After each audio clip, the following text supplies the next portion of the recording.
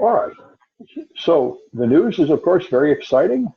Um, we the amazing thing is this Trump transcript. Of course, that's what got my attention. I think it's like I heard political people say this is like blocking out the sun. This is all anybody's going to be talking about, and I think it is fascinating because I've looked a lot at history, and what you have here is Trump and the Republicans have an old-fashioned idea of what the government is from the days of monarchs, where the king is the government, and anything that benefits the king benefits your country. So he feels like everything you did here is fine. And if he has a political reason to want information from another country, he should just have it, and he shouldn't be ashamed of it or hide it. And this it's very interesting, and the Democrats are appalled because they have a different concept of what the role of the president is. It's very interesting. The case does not rest on facts or anything. It just rests on a fundamental concept of what the country should be. So anyway, we'll see what comes of it all. It's just like everything ever since Trump got in, things happen, and every time it happens, both sides screams, this proves they were right. Nobody moves an inch. And he did mention CrowdStrike in that call, and this is because of one of Trump's conspiracy theories. Back in the day when the Democratic server got hacked by Russia, CrowdStrike is the company that determined it was Russia that did it. And at that time, Trump decided that they were concealing evidence, and he thinks there was a physical server when apparently it was just a virtual machine.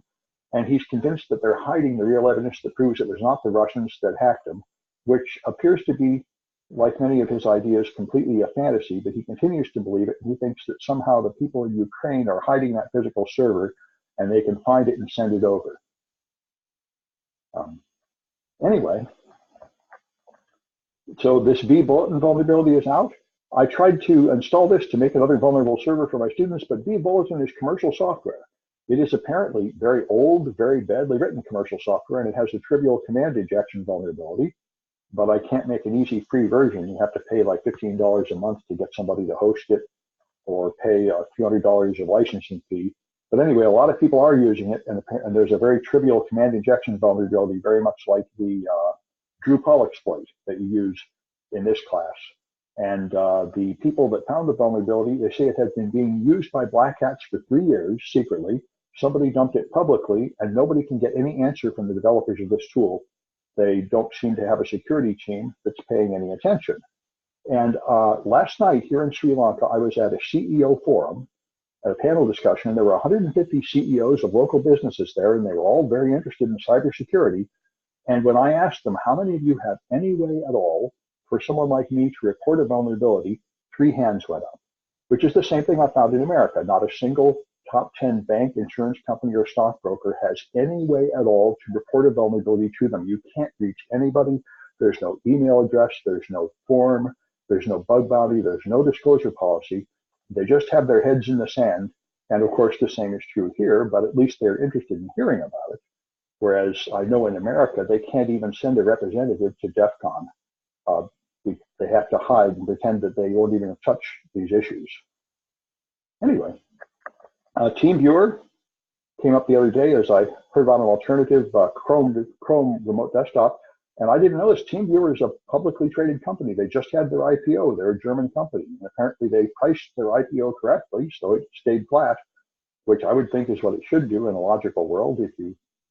Anyway, so they're a publicly traded company and they're out there. They were always my favorite for remote control of Windows machines for tech support.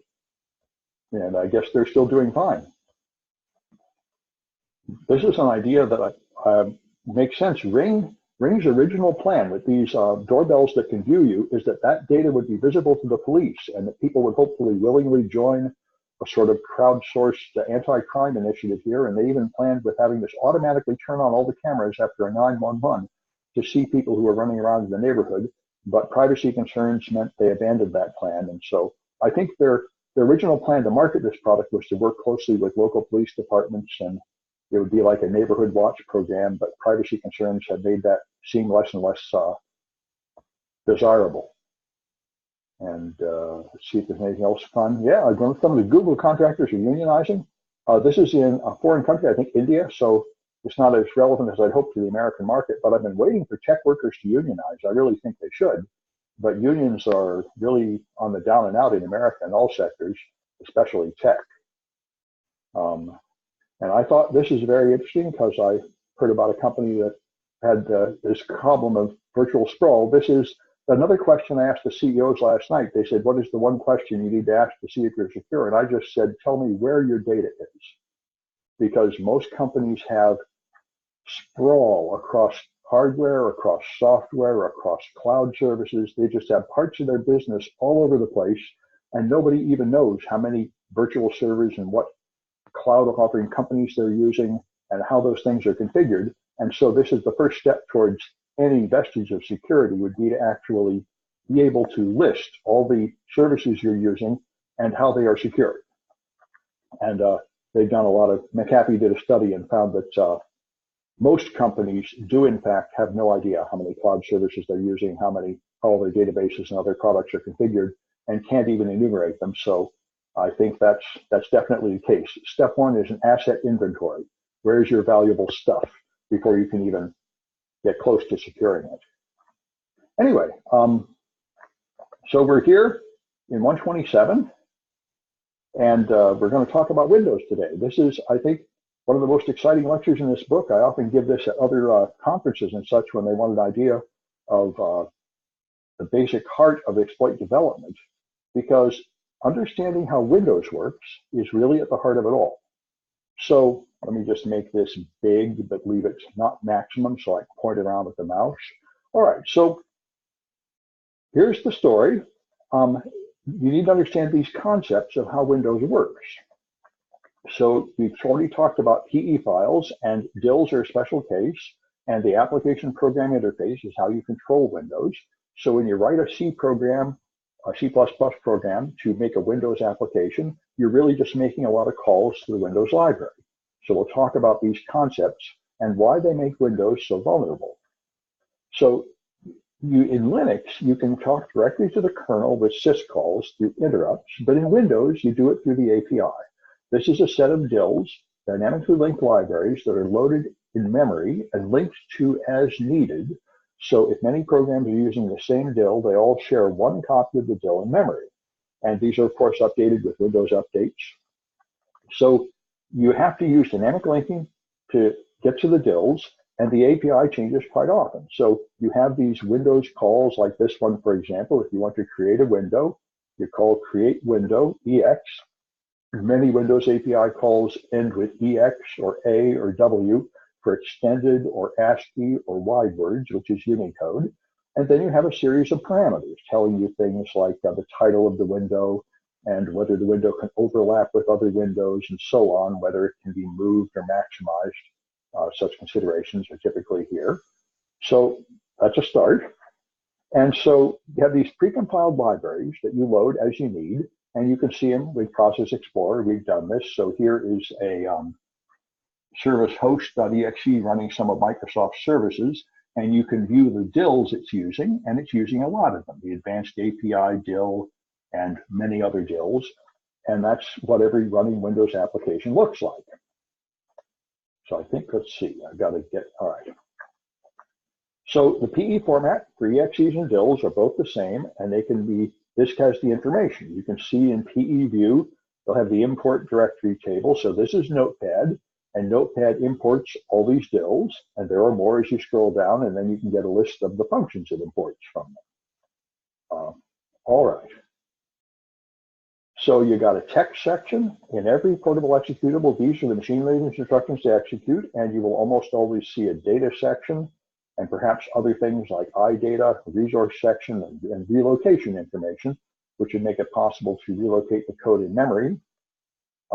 DILs have a base address where they will naturally load, and the code will be most efficiently loaded if they load at that base address. But if two of them are tried to load at the same base address, then one of them will be relocated, and that's what the relocation section is. It's a list of which instructions have to be modified to load it in a different location. So if we're down to the Kahoots, let me bring them up. I should have it open, and I do. All right. So we are here. All right. And I'm going to start it here. I wonder if I can get the sound to come out the speaker.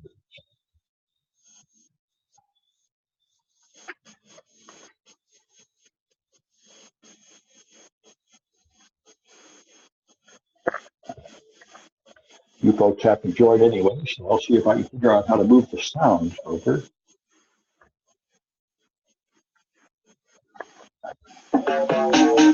Neat, okay.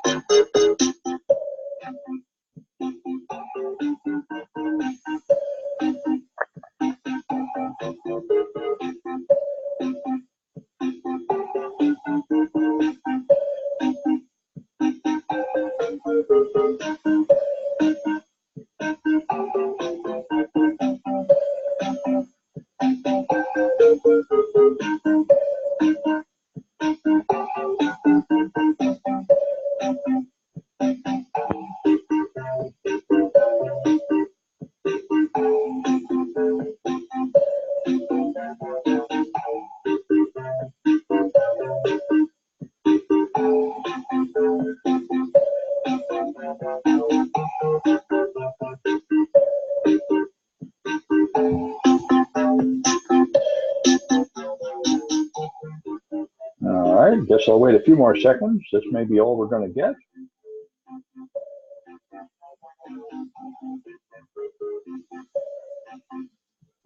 I think this person may have been playing with the Splunk project.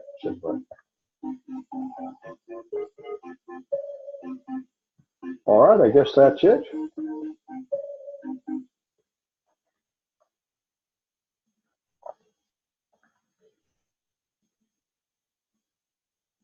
All right, so where's the precompiled library code?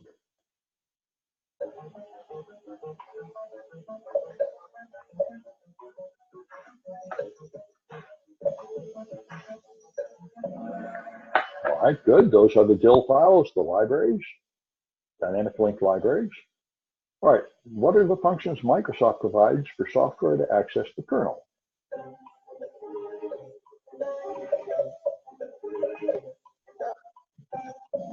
Okay, they're API calls. Oh, nobody got it. Yes, syscall is Linux. It's API calls in Windows. Well, so what's the overall format for all Windows executable files?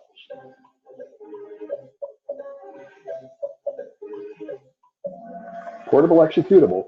EXEs are not the only kind of executable files. There's also DILs and COM files.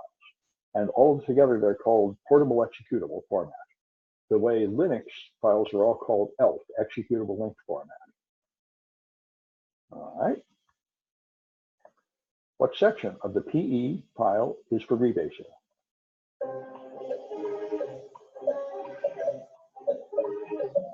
All right, that's relocation, good. And what section contains machine language instructions?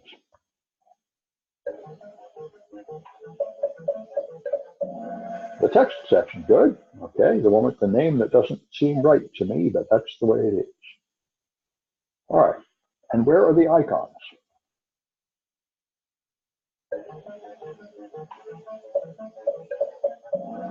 They're in resource, and you can get a Windows program called Resource Hacker, which is something you use to make programs look different without affecting the functionality. So, Ken Tan and Rich and Anton, good, real names today. All right, so, all right, let's get back to the slides. So you got imports. Your exe files have imports if they use DILs and DIL functions, and they almost all do. And your DIL files may import if they use other DILs and other libraries. EXEs typically don't have many exports. They only export one location, which is their main entry point. But DILs have many exports because there are many different places to enter the code to run the different functions in the library. So notepad.exe imports all kinds of functions. Here it is importing a bunch of stuff from advanced API.dil and all these different functions like find, text, choose, font, prevent, register, and so on. All the functions they use are specified here. Here's the exports from this DIL file, Advanced API 32, and as you see, it just has many, many things. This is just part of the A's. So add an access denied, access control entry, and check things, and so on. Many, many functions available. All well documented by Windows, typically, by Microsoft. So when you launch an exe, it tries to load. It looks in, the operating system looks in the header of the portable execution format, which exe is in, and it tries to find what libraries you need, and then it will pop up this box if it can't find the DIL file. This used to be a huge problem in the days of Windows 98, and with later versions of Windows, they got a little better about this, but it is a persistent problem with Windows that the library files are changed or moved or deleted, and a program that you used to use suddenly cannot run anymore because the library got deleted. The most common problem for that causes that is that when Microsoft, when you run the uninstaller to remove a program, it does not know whether it's okay to remove the DIL files along with the program, because Microsoft does not include a table that links the DILs to the installed software using them, the way Linux does, which is really a shame. So when you uninstall something, the uninstaller does not know if it's okay to delete that DIL or not, and it will do useless things like pop up a box and ask the user, who won't know the answer either. So this is why you often have the situation that a DIL file is gone. Stuxnet exploited this. This is the most common way to add malware to a Windows system, is with a malicious library load. And Stuxnet worked by having a file on the disk that was a shortcut, and then a DIL file that was loaded by it. So when you inserted the USB stick, this window would pop up on Windows XP right away. You didn't have to open anything. And when it drew this icon, it would load this DIL in order to draw the icon, and that DIL had malicious code in it. So simply plugging in the USB stick caused the malware to run on the machine without the user having to do anything else. And I thought that was bloody awesome, and I got that working and went and demonstrated it at a lot of conferences. And at the time, it was widely believed by us that this was how they infected the Iranian machine, Iranian centrifuge for their nuclear program and destroyed it. But what's come out in the last couple of months, I've seen exposure that in fact they did have a secret mole inside the Iranian program, I think a Dutch person, who actually inserted the thumb drive. So it wasn't that they tricked innocent people into doing it.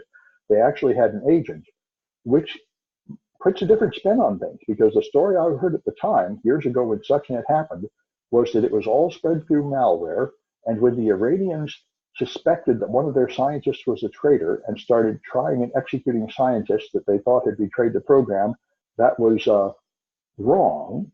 But now it's sounding like that was in fact right. There was a traitor in their midst, but they were not successful in finding that person. And again, this was perhaps not so much as a brilliant technical coup as just old-fashioned espionage, where you sneak an agent into somebody else's trusted space, and then you have an insider attack. And this has, of course, been a truism forever at companies, that something like 80% of all the breaches at your company are not attacks from the outside. They are actions by insiders, either through malice or greed or incompetence. Those most dangerous people at your company are the employees you already trust, that already have the passwords to do things.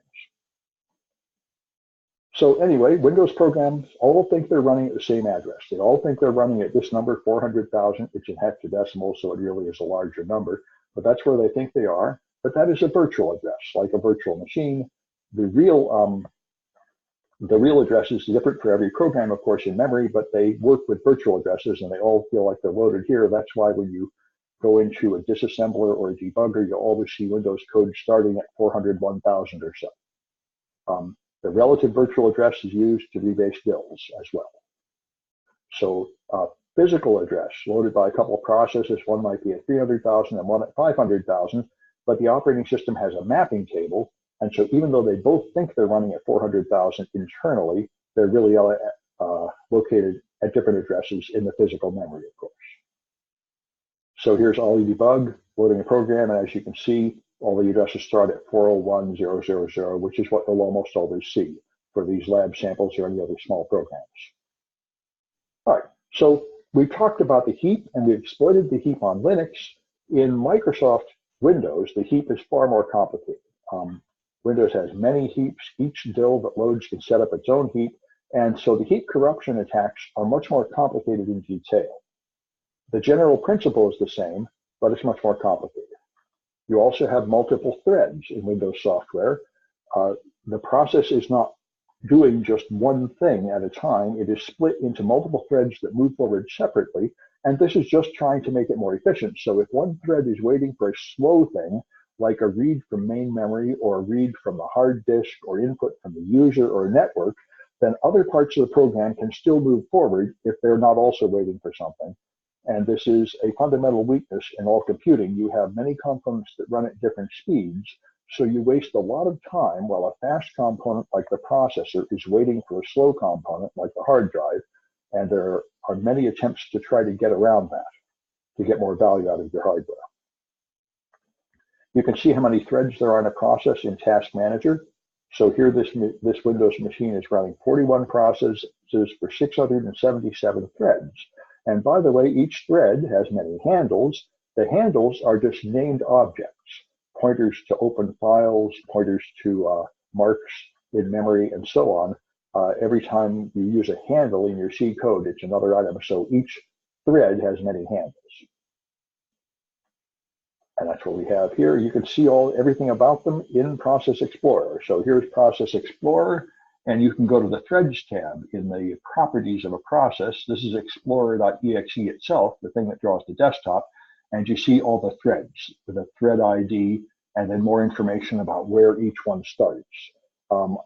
So you can see with Process Explorer right down to the thread level, although usually you don't have to go that deep for the kind of exploits we're doing here. I don't think any of the projects require you to look inside an individual thread explicitly, but that is an option. So I got another set of Kahoots about that. Get rid of this one and go to B, which is here.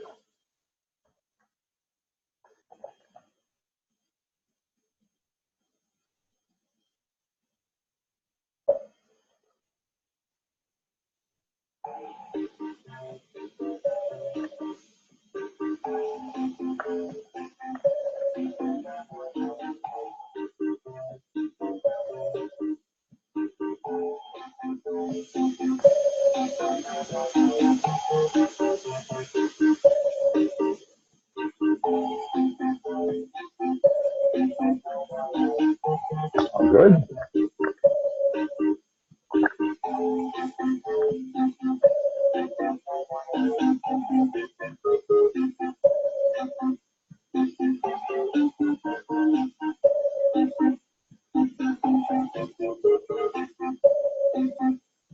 All right, I'm expecting at least one more. I'll wait a few seconds.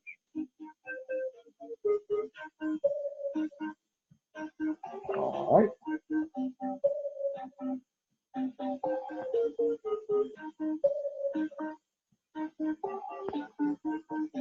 All right, I guess that's it. Give it 5 more seconds to see if any more are coming.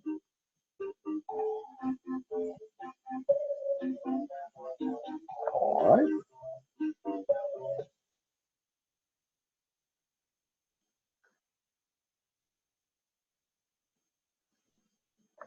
So what part of a DIL lists the entry points it provides?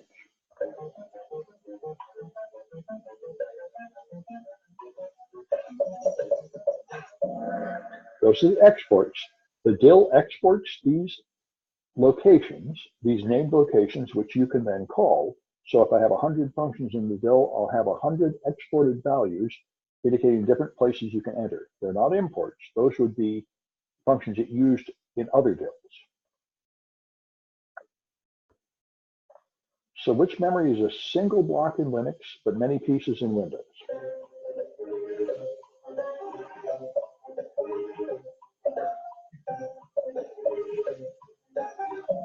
Okay, that's the heap, related to the complicated way Windows uses libraries.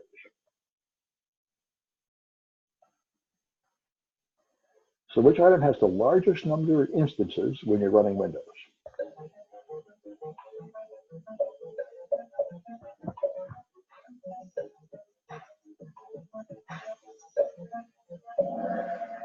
Many handles.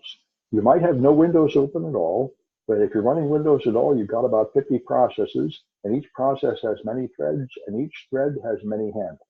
Handles are the most popular, or the most numerous item.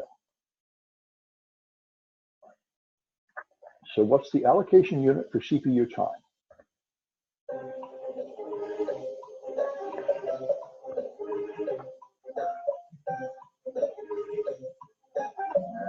This goes by threads.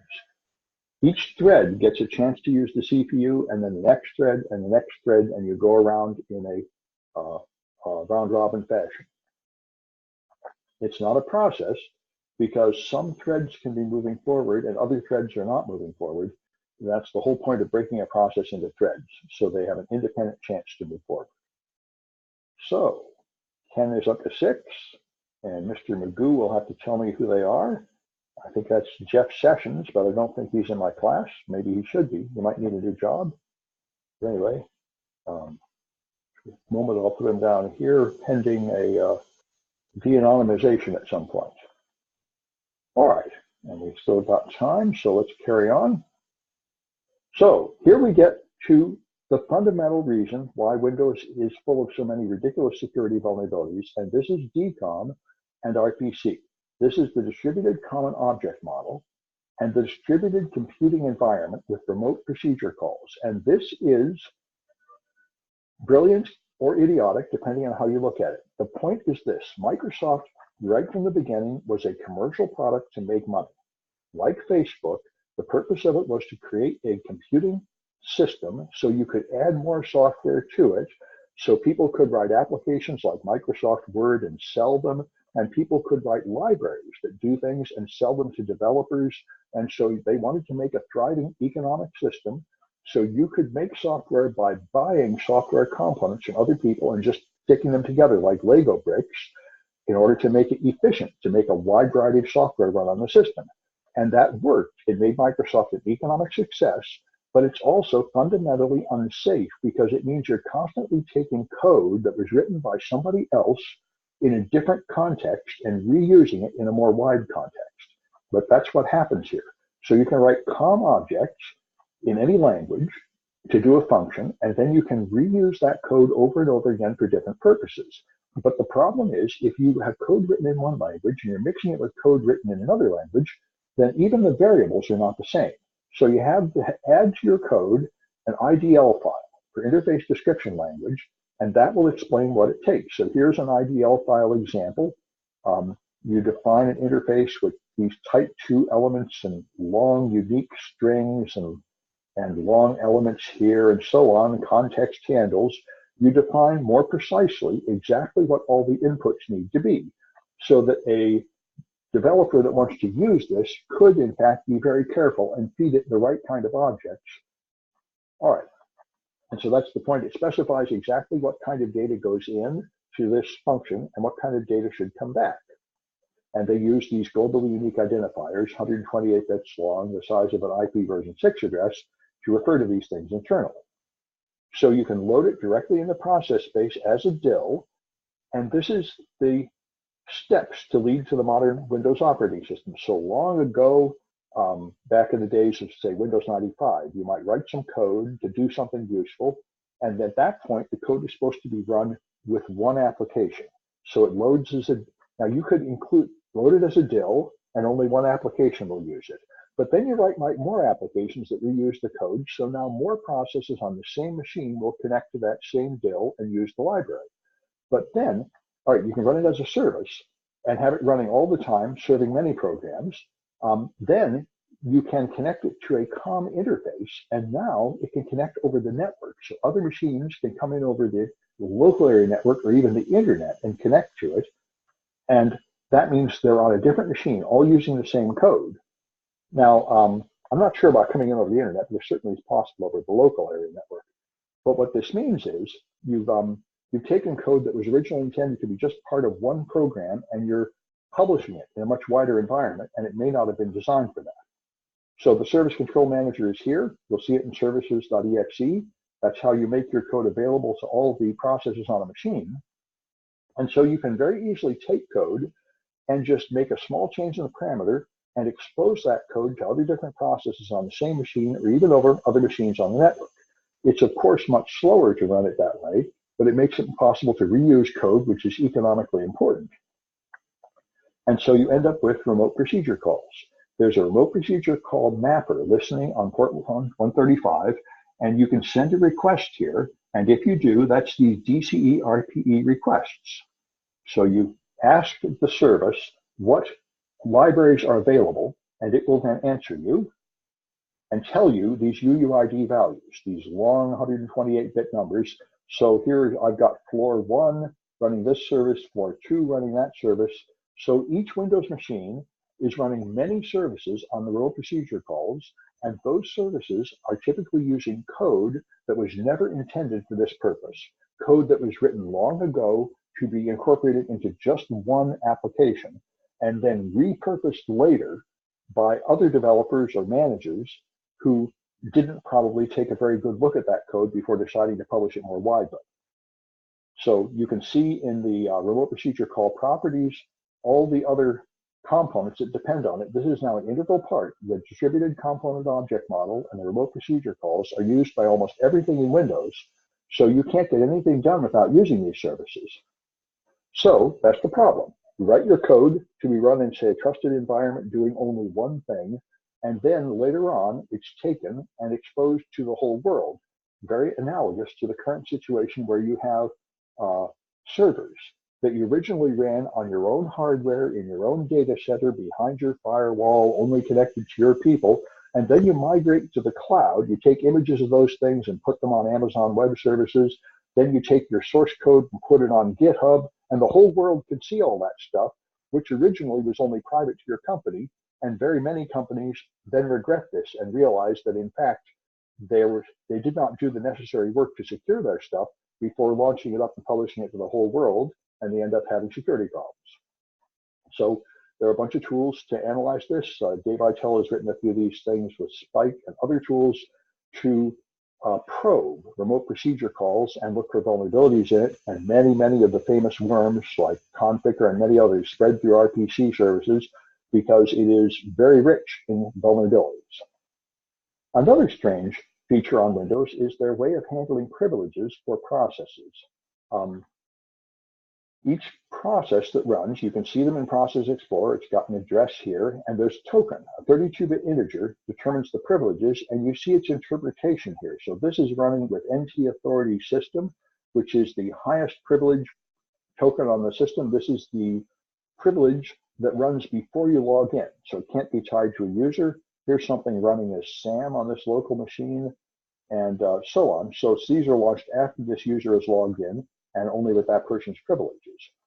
So there's an identifier saying what privileges you have, and you can create threads, and you can just copy a token onto the thread, and there are typically tokens available for any user that is recently authenticated. So this is a common exploitation technique, kind of like passing the hash, where you look on a machine and find that a higher privileged user is recently authenticated to that machine and pass the hash to gain their privileges. You can also copy tokens from running processes on the machine and inherit those privileges.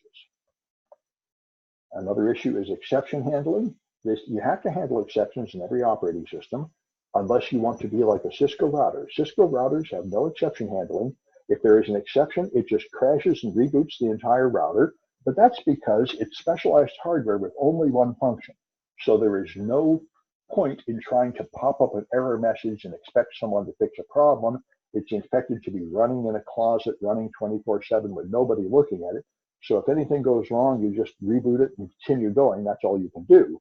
But general purpose machines, you do want to pop up a box, alert someone, and expect them to do something about it.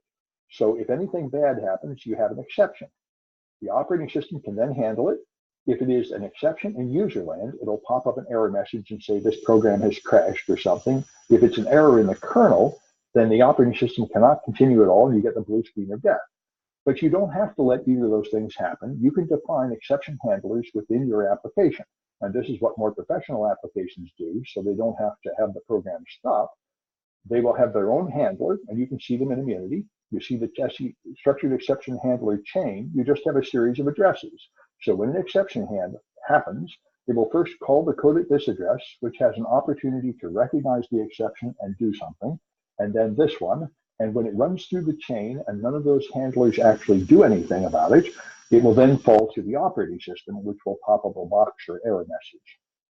So if you can overwrite a pointer on the SEH chain, because it's stored in memory, just like every other object, then you can take over the machine with this. You can overwrite an exception handler and then trigger an exception, and it will run your malicious code. So you got debuggers. There was an old thing called soft ice that was powerful, but it's out of date these days. The main ones to use are WinDebug and Immunity. Although Ollie we use a bit in one of my courses, which is just essentially a precursor to Immunity Debugger. WinDebug is probably the most powerful. This is the one Microsoft uses to debug the kernel. And in principle, if you want to live debug the kernel and put breakpoints in the kernel and then resume execution, you have to have two machines. But if you use the live KV tool from Microsynavix, you can inspect the kernel of a running machine without having a second machine, although you cannot put in breakpoints and do dynamic analysis on it. Ollie Debug is very popular in its earlier version. It's very nice, although quite old. Ollie Debug 2 is very buggy and not worth using at all. But the Ollie Debug code base was purchased and used to make the Immunity Debugger, which is currently maintained and probably the best debugger for beginners on Windows because it's nice and graphical. There are other ones some people like X32 Debug and X64 Debug. There are quite a few others out there. It's the Immunity Debugger. Looks like my microphone has changed according to this. Perhaps the batteries in my head tooth said have died or something. Anyway, we're nearly done here. We'll just keep going. It might mean that this part of the recording is harder to see. It's actually better now. Oh, good. Thanks for telling me.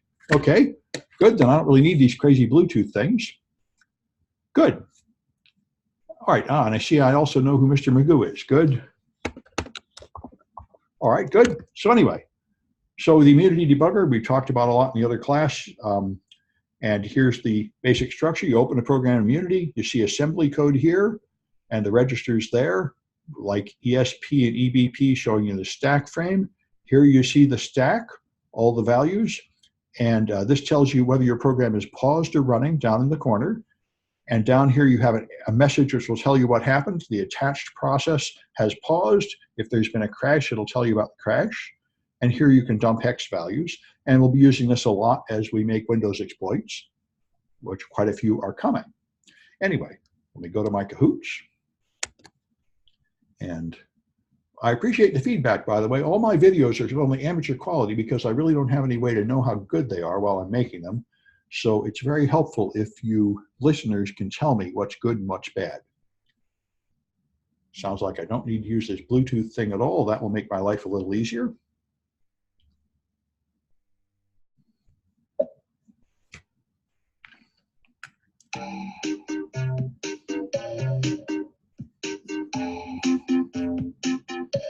Good, thank you for telling me.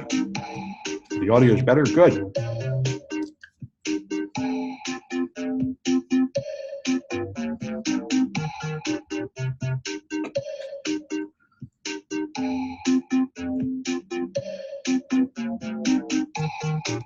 Wait a minute, now this is no good. There we are. You need that number to join. Good, okay. Good, okay.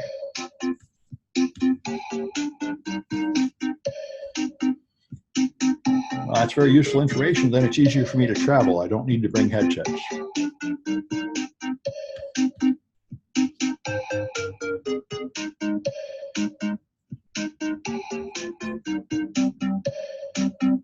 Aha, we have gained someone. Perhaps Cornholio.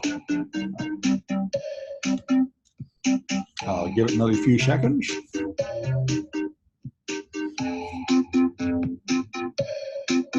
All right, I guess that's it.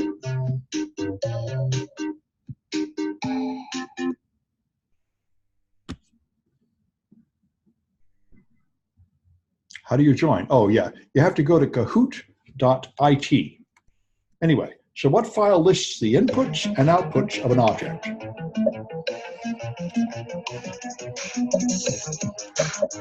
You can still join. Go to kahoot.it and put in this game pin.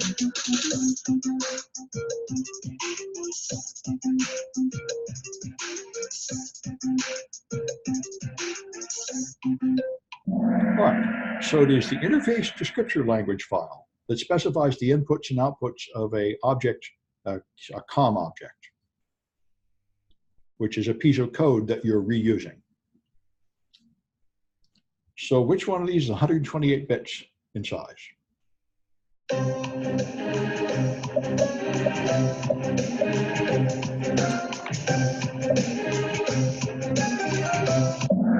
Okay, that's a UUID, called a Universally Unique Identifier. There's also one called a GUID, Globally Unique Identifier. They're both about the same thing, and by the way, there's nothing that unique about them. Many objects have the same number on different machines. Anyway,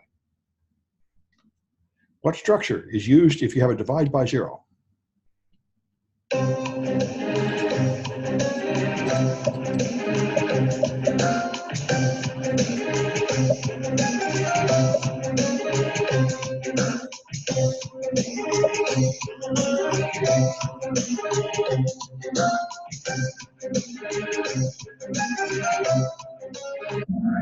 That's the exception handler, the structured exception handler in Windows. And which one of these listens on port 135?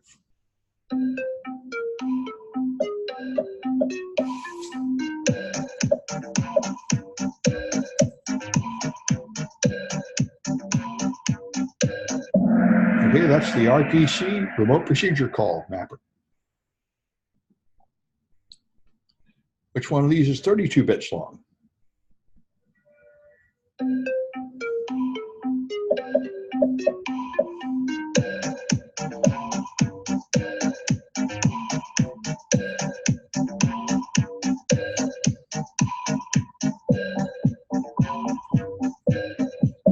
That's the token that defines the owner of a process and therefore what privileges it has. All right, what debugger can debug the kernel?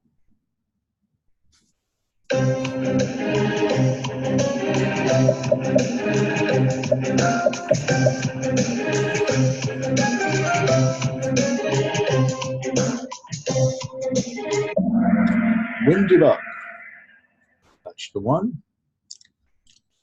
All right, which one had a good old version but a bad new version?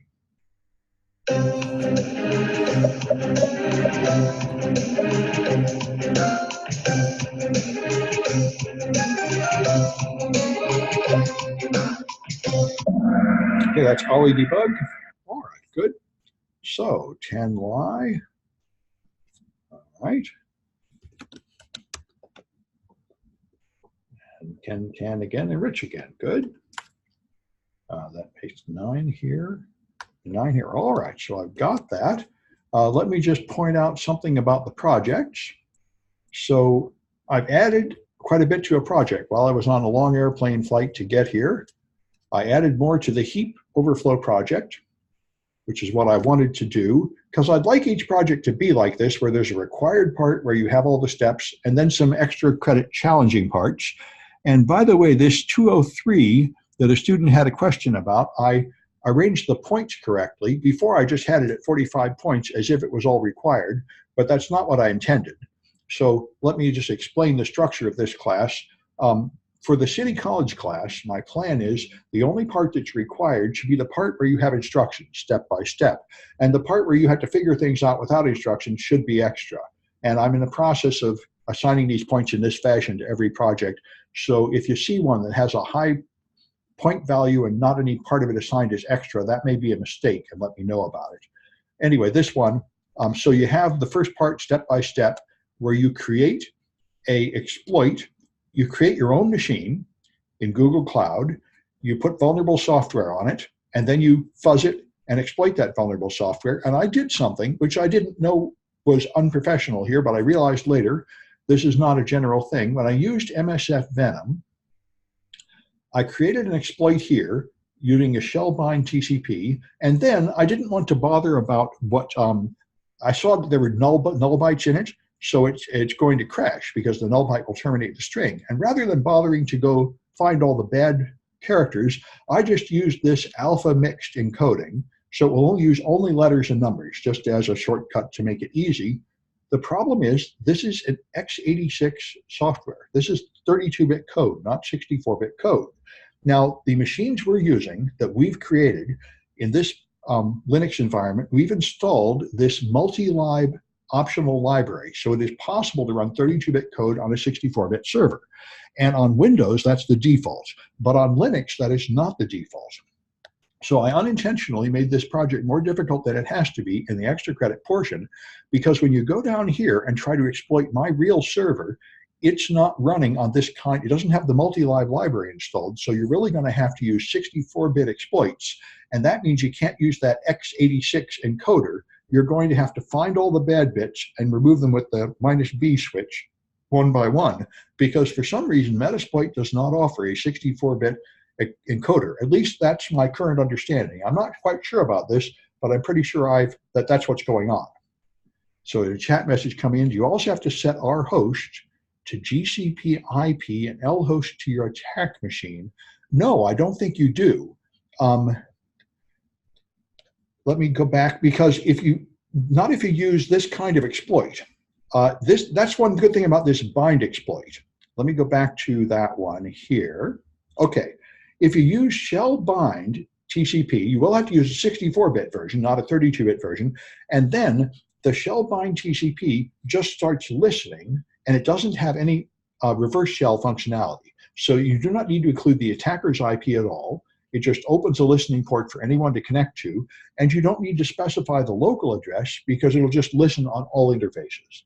That's why I like this attack. This attack is very easy to set up because it has very few parameters. The only thing you have to specify is a local port. And in fact, you don't even need to specify that if you're willing to use the local port default of 4444. But it is pretty unprofessional to use this attack in a real pen test because any properly configured firewall will stop it. It won't let you listen on random ports. And also, you're letting the whole world in. Anybody can connect to that. So it's far better in a real pen test to use a reverse shell where you include the address of your command and control center here, and you make an encrypted connection directly to that one machine. So that's what you would do in a more professional situation, but because I'm not so focused on the Metasploit part. Yes, my attack machine, that's actually a very good question. Is it a 64-bit machine? I think it is. Yes, because I have another one called Attack 32 that's a 32-bit machine. So my attack machine is a 64-bit machine, and I don't think it has that multi-lib library installed because that's not the default. It's pretty much just a default Ubuntu machine with very few changes. And so anyway, this is one of the fundamental problems with exploit development. All shellcode is shrunk down to the bare minimum, and there are no error messages to help you. So if anything is wrong, it will just crash. Even a very annoying thing like if you try to listen on a port, and that port is already being used, for example, by a previous attempt to exploit, where you made a connection and lost the connection, then your shellcode will crash because it can't listen on the port. So many times I've been frustrated by exploits where everything looks good, but it won't work, and I'm just making random changes to try to figure out what's wrong because it doesn't have any helpful logs or error messages to help you debug it. That's what you really spend a lot of time in exploit development doing, is getting enough experience to know what the common problems are and figure them out, because you have usually very few clues to work with. Anyway, I hope that helps. And I may be able to add some more hints to that extra credit portion to make it easier to do this. It is sort of tedious to try all the bytes from 0 to 256 or 255 and find out which ones are allowed, but you will have to do that. Although the bad ones are always pretty much the same. It's tab, carriage return, line feed, space, null, and a few others. They're pretty obvious in retrospect. Any other questions? See nothing coming in on the chat. All right, well, I'm going to stop the share and I'll put this video up. Have a good day, folks. Next week, I'll be back in San Francisco, so I'll see you physically.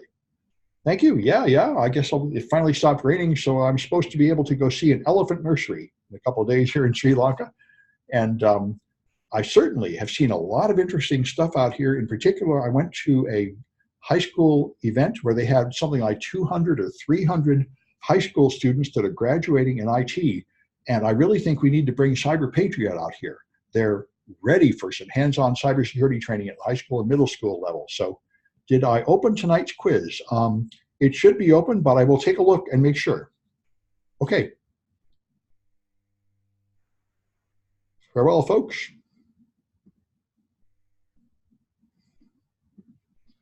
All right.